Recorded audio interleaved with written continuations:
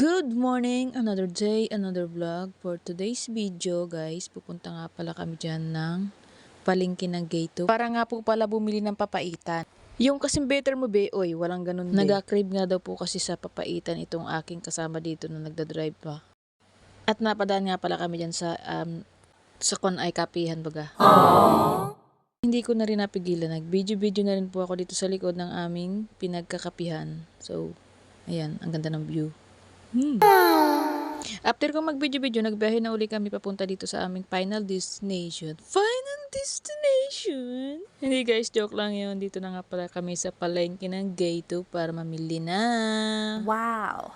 For the go. Dito na tayo. Magpapark na nga pala kami dyan ng motor. So, let's go!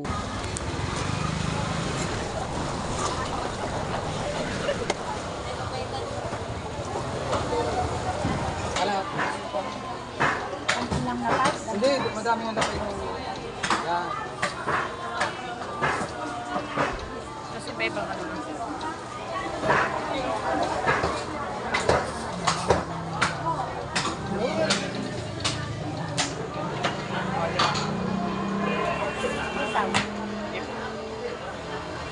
Magkano pong kilo?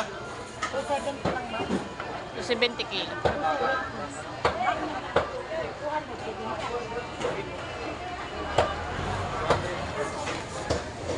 A few moments later. Guys, ang aming pinaghirapan. Pumunta pa kami ng Gate 2. Parang sa papaitan. Yun o, pas ng pulo.